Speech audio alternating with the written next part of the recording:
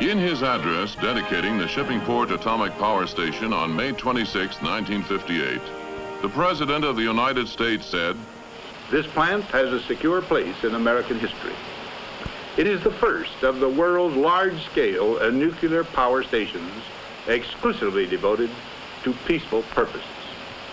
It is with pride in what has been accomplished at Shippingport, Pennsylvania, and with equal confidence in the future, that I now dedicate this Shippingport Atomic Power Station to the cause of scientific progress, to the cause of..." This transmission line is feeding 60,000 kilowatts of power into the system of the Duquesne Light Company, serving Pittsburgh, the steel city of the United States. The origin of this power is this atomic power station on the Ohio River at Shippingport, Pennsylvania. Primary objective: to gain information and to advance reactor technology. In addition, the objective was to obtain a nuclear power plant that would be readily operable in a conventional electric utility network and with a high availability at all times. It is the first full-scale nuclear power plant for generation of electricity in the United States. Westinghouse Electric Corporation developed and designed the atomic reactor under the direction of and in technical cooperation with the Naval Reactors Branch of the United States Atomic Energy Commission. Duquesne Light Company provided the turbine generator and is operating the entire plant. Hundreds of other companies, large and small, made valuable contributions to the project. The plant's generator was synchronized with the utility system just 16 days after the reactor went critical for the first time, and 5 days later, 60,000 kilowatts, the reactor design rating, went into the transmission lines. Now, what made this achievement possible?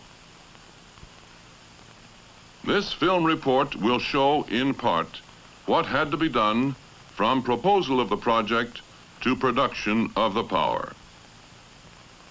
Basically, the pressurized water reactor station operates on a simple principle, embodying a primary and a secondary heat transfer system. In the primary system, ordinary water of high purity, kept under pressure to prevent boiling, is pumped through the reactor. This contains uranium fuel and control rods. The water serves as a neutron moderator as well as a heat transfer medium. Heated by the fuel, the water flows through a heat exchanger. There it gives up some of its heat, is then recirculated by the pump, repeating the cycle.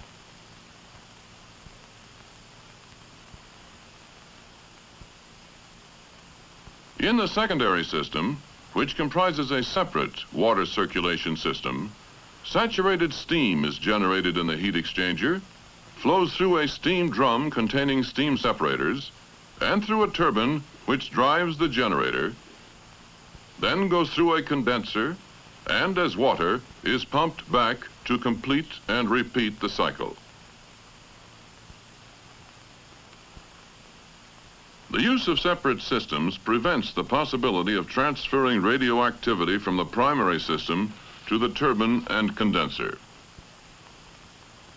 Specifications were drawn up by the Atomic Energy Commission in 1953 and included generation of at least 60,000 kW net electrical output from saturated steam at 600 pounds per square inch, ordinary water as the coolant and moderator at 2,000 pounds per square inch pressure, and fuel element life as long as possible between chemical reprocessings with an initial goal in excess of 3,000 megawatt days per ton. There were several other stipulations, with safety within the plant and its vicinity to be an overriding feature. Here then was the basis on which the plant was to be built, a plant that would provide experience and experimentation for the benefit of future nuclear power stations, a facility in which a variety of reactor cores may eventually be operated, a plant made possible by a close working relationship between government and industry. These basic ideas evolved into this schematic plan of the shipping port station. It makes use of 4 similar loops, all supplying steam to the one turbine. Any loop can be shut down for maintenance or for instrumentation to permit studies and experiments while the plant is operating at full capacity. Behind the successful completion of Shippingport was the blazing of trails into new territory. The solution of countless problems in physics, chemistry, engineering, manufacturing, and construction. These problems, many completely without precedent, fell into 4 general areas, the first and foremost being the reactor. It posed many new, complex, and interrelated problems in design and in technology. They involved determining the most suitable fuel materials, designing the sizes and configurations of fuel elements, processing of fuel materials and manufacturing elements,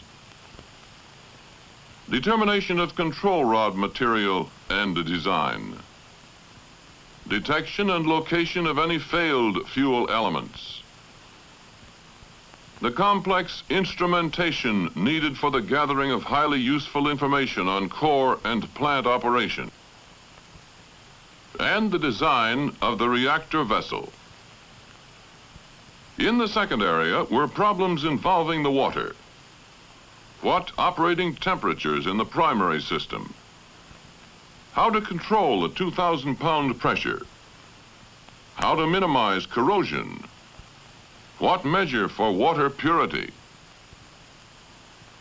The third area concerned problems of assuring complete safety for persons in the plant and in the surrounding area. These problems involved shielding and measures for containment of fission products. The first barrier confining the fuel, a second one confining the primary water, and a third barrier, the plant container, surrounding the entire nuclear portion of the plant. In the fourth area were the problems of special equipment. Zero leakage pumps of unprecedented size, large remotely controlled hermetically sealed valves, instruments to continuously monitor reactivity from source to above full power levels, and operational radiation monitoring equipment. The solutions to some of the shipping port problems are evident in the physical form taken by the plant, as seen in this scale model, 1/40th the size of the actual plant. The thick walls of ordinary reinforced concrete provide effective neutron and gamma shielding. Their thickness averages 5 feet. At the heart of the plant is the reactor, inside a 38-foot sphere, topped by a dome 18 feet in diameter. The pressure vessel is over 10 feet in diameter and 33 feet high. Within it, of course, is the fuel and the control rods. 3 underground chambers, steel shells 50 feet in diameter and 1 1/4 inches thick, along with the sphere containing the reactor, make up the plant container. This is one of the 2 similar boiler chambers. A concrete shield separates the 2 loops within it, permitting access to an inactive loop while the plant is operating. The steam generator consists of this steam separator and heat exchanger. The 4 loops are capable of producing a total of over 1 million pounds of steam per hour. This chamber, 150 feet long, is used for auxiliary equipment such as the primary water pressurizer and the pressure relief system. This is the canal area for underwater handling of irradiated fuel, with facilities for core disassembly and temporary storage of used fuel.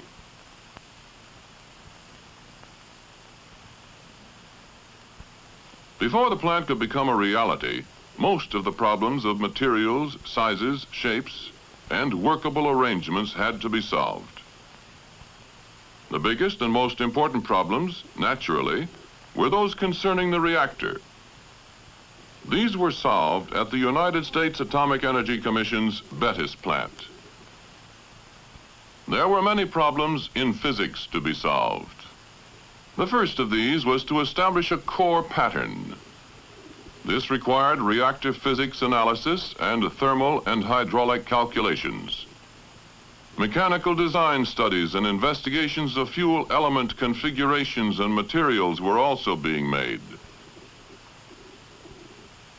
One of the aspects considered was the desirability of using two types of uranium instead of the single type of slightly enriched uranium that was originally contemplated. If some highly enriched uranium could be used along with the much larger quantity of unenriched or natural uranium, there might be many advantages, economic as well as physical. In this new concept, the enriched material was referred to as seed, and surrounding it would be a blanket activated by the seed. The pattern evolved was that of a hollow square of 32 seed assemblies with blanket assemblies both inside and out. But such a blanket would have to satisfy certain requirements. The material must pass severe tests of corrosion resistance to high temperature water. Radiation stability was necessary so that cladding would not tend to rupture. If elements failed, the failure should not progress to other elements, and the blanket fuel must contain maximum uranium loading or content. The problem was that no such fuel materials were known. It was necessary to establish an extensive metallurgical program to do research and develop technologies. It was recognized, first of all, that metallic uranium could not serve as blanket material. It had very poor corrosion resistance, for one thing. Perhaps, however, a uranium alloy could be used. Molybdenum, niobium, and silicon were among the possibilities that were investigated at Bettis.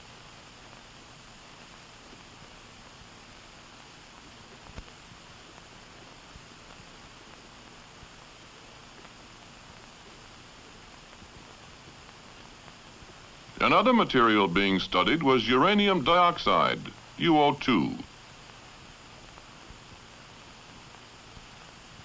Though little known, it merited study. It was corrosion resistant because, as an oxide, it was in effect already corroded. Furthermore, tests indicated good irradiation stability, and it met the other criteria. But its physical properties were not known.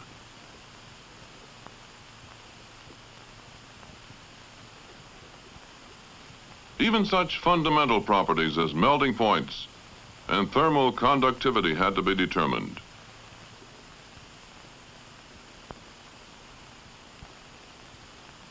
Many aspects of the chemical behavior of the oxide were studied.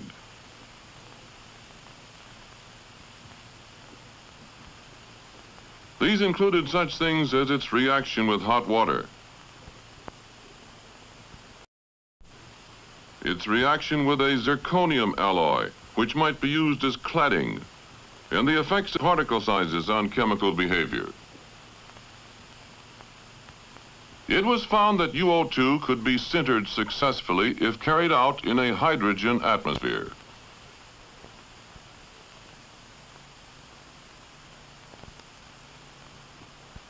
This process increased both density and strength.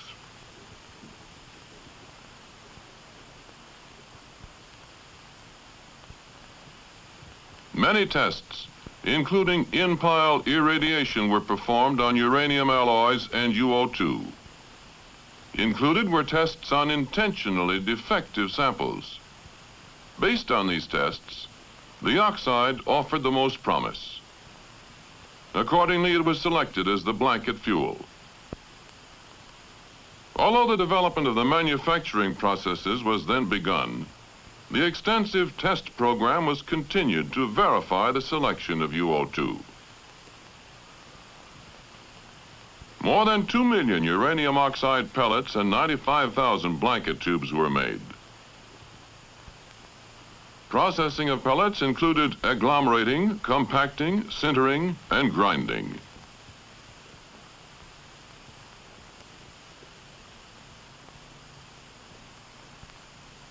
Fuel rods and bundles were assembled, argon atmosphere welded, annealed, and machined.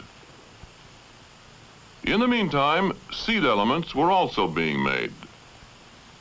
The basic component of the seed cluster is an enriched uranium fuel plate.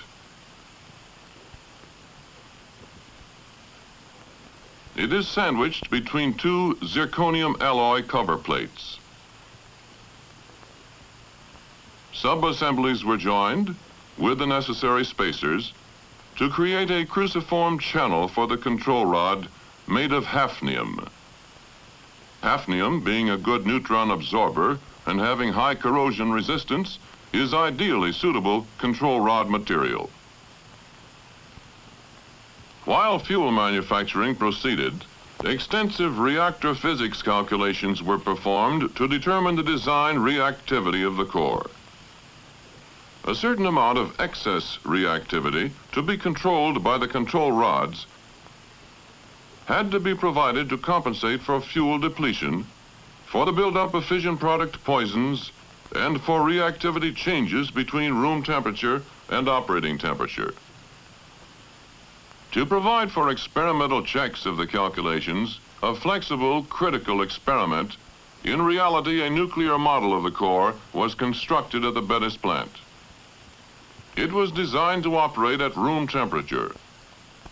Using this critical assembly, calculations of reactivity at room temperature could be checked with reasonable precision. But the reactivity at operating temperature could be anticipated only on the basis of calculations. Initially, there must be sufficient reactivity to sustain criticality or a neutron multiplication constant of 1 or unity. The excess reactivity was designed to include 6% for fuel depletion, 4% for fission product poisons, 3% for temperature changes, and 5% for design margin to allow for the uncertainties in the design of this unprecedented type of... The total of 18% excess reactivity was selected as the optimum. More might cause difficulties with operation and shutdown, less, either no criticality or shortened life of the core. Operating measurements that have been made in the plant indicate that the reactivity calculations were substantially correct, and that the 5% design margin that was included can be used to provide additional lifetime for the core. The critical assembly also permitted an accurate determination of the control rod positions required to bring criticality. It was important that this be determined because in a power reactor, unlike an experimental reactor, the technique of adding fuel as a means of slowly approaching criticality is not practical. The preliminary experimental work done made it possible to predict the initial critical position of the control rods to within a fraction inch out of a total motion of 6 feet.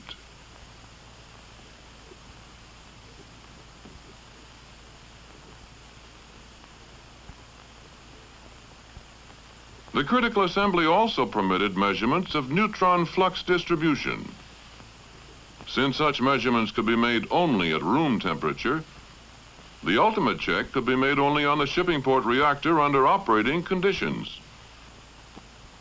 To permit such measurements, and thereby provide valuable information for use in the design of future reactors, an elaborate system of coolant flow and temperature instrumentation was provided at shipping port. half of the seed and about 1/6 of the blanket fuel assemblies are instrumented for flow measurement. Approximately 2/3 of the seed and 1/4 of the blanket assemblies have thermocouples placed to measure the temperature of the water leaving the fuel assembly. Additional thermocouples at the bottom of the core give core inlet water temperatures. The temperature data and the flow data are used to compute power distribution in various regions of the core. Measurements which have been made indicate a good agreement with the physics calculations. To raise the power lever, the control rods until the desired power is attained. Then they are moved back to the operating position. To lower the output, the opposite action is taken. No action is necessary to account for changes in electrical power demand imposed on this plant by the utility network. This is due to the large negative temperature coefficient of reactivity, which maintains a constant average water temperature in the primary circuit regardless of changes in steam demand. For example, if the inlet water temperature is 508 degrees Fahrenheit and the outlet temperature is 538 degrees, the average water temperature is 523 degrees. With increased steam demand caused by an increase in electrical output, the inlet water temperature may drop to 500 degrees. The reactor automatically increases power output, and the outlet temperature automatically increases to 546 degrees. Note that the average temperature remained constant, making the reactor plant virtually self-regulating.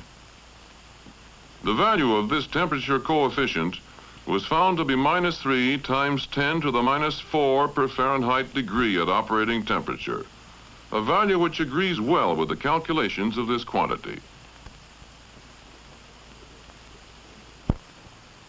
Nearly 2 years of design, development, and engineering were necessary before plans began to be definite and construction drawings made up. Then, in March of 1955, construction began with the clearing of the site. By mid-1956, considerable progress had been made. The force of construction workers numbered in the hundreds. By then, a large part of the concrete shielding had been poured. The container chambers were in place, and the canal section could be identified easily. With the reactor sphere in position, major equipment items began to arrive on the site.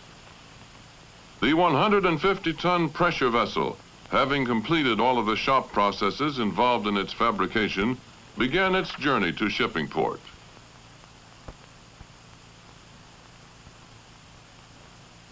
It was installed on October 10th, 1956. The basic methods employed for installing the units were similar to those followed in major construction projects. A high order of cleanliness was necessary while the primary system was open, such as during installation of the thermal shield. The climax of these operations came on October 6th, 1957, the precise placement of the fuel core in the reactor.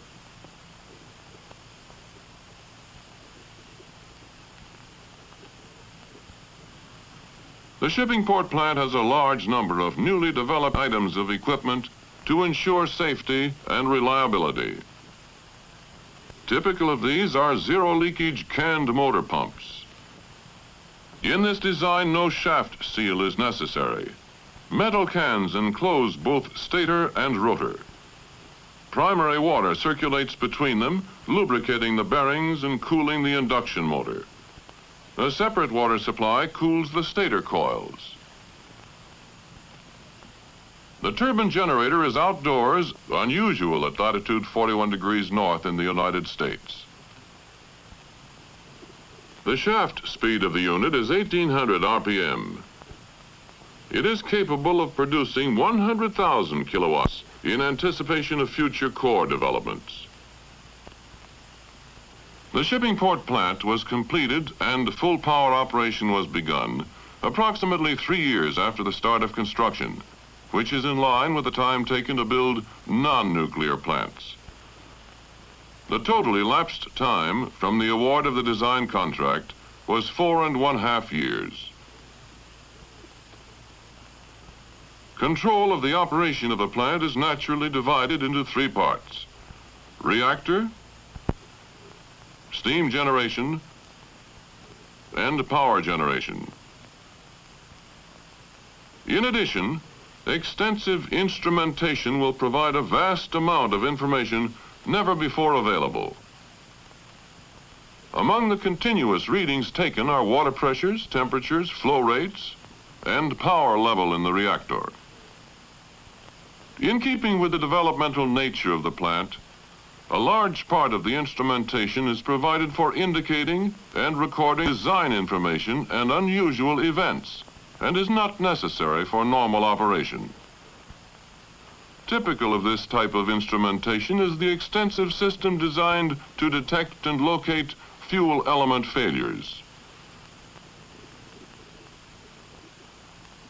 On December 2nd, 1957, the reactor went critical for the first time. This was the 15th anniversary of self-sustaining nuclear fission in the world's first reactor at Stagg Field in Chicago. On December 18, 1957, with the generator synchronized with the Duquesne Light Company system, the first step was made to go to full power.